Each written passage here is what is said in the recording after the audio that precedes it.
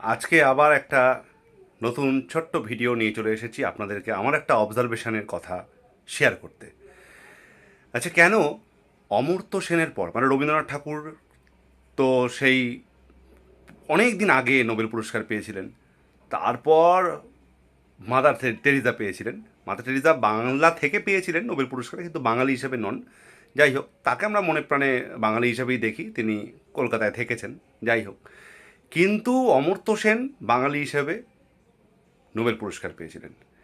কিন্তু তারপর অমর্ত্য সেনের পর এতগুলো বছর পেরিয়ে যাওয়ার পর কেন এত বছর পর অভিজিৎ বিনায়ক বন্দ্যোপাধ্যায় এত বছর পর কেন তারপর আবার নোবেল পুরস্কার পেলেন? মাঝখানে এতগুলো বছর পার হয়ে গেল, কেন কেউ নোবেল পুরস্কার পেলেন না? তার কারণ বাঙালি সংবিধানকে খুব প্রায়োরিটি দেয় এবং সংবিধানের যে নীতি নিয়ম সেইটাকে খুব গুরুত্ব দেয়, মান্যতা দেয়। তার কারণ আমাদের সংবিধান অনুযায়ী, আমাদের যে আইন সেই অনুযায়ী আমাদের ছেলেদের যে মিনিমাম যে অ্যাডাল্টারি এজ, যে সাবালকত্বের বয়স, সেটা 21 বছর ছিল। তারপরে 1989 সালে রাজীব গান্ধীর সময় সেই ভোটাধিকারের বয়স সেটা 21 থেকে কমিয়ে 18 বছরে নামিয়ে নিয়ে আসা হয়। কিন্তু ছেলেদের বিয়ের বয়সটা কিন্তু স্টিল 21 বছরই কিন্তু মান্যতা দেওয়া হয়, এবং আমরা এখনও মনে প্রাণে ছেলেদের ক্ষেত্রে কিন্তু একটা অ্যাডাল্টারি এজ, একটা বিয়ের বয়স সব কিছু 21 বছরই ধরি, মেয়েদের ক্ষেত্রে 18 বছর ধরি।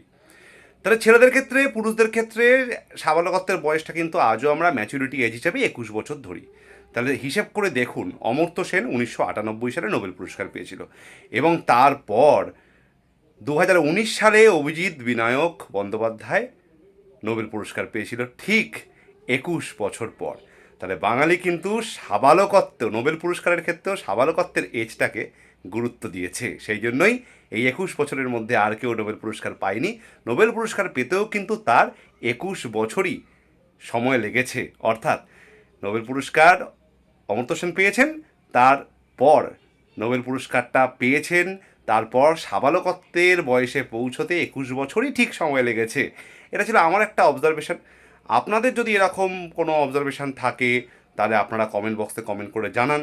আরও অন্যান্য টপিক্সেও অবজারভেশন আপনাদের থাকতে পারে, ছোটোখাটো বা অনেক বড় বিষয়েও অবজারভেশন থাকতে পারে। এটা যদি অনেক বড় বিষয়, কিন্তু আমার এই ছোট্ট অবজারভেশনটা অনেক বড় বিষয়ের উপরে আমি করেছি। আপনাদের যদি ভিন্ন মত থাকে সেটাও জানান, অন্যান্য বিষয়ের উপরে অবজারভেশন থাকলে সেটাও জানান।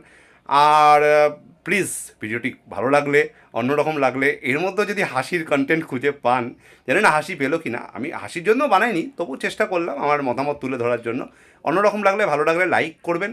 আপনাদের মতামত জানাতে, মূল্যবান মতামত জানাতে প্লিজ কমেন্ট বক্সে কমেন্ট করে জানাবেন।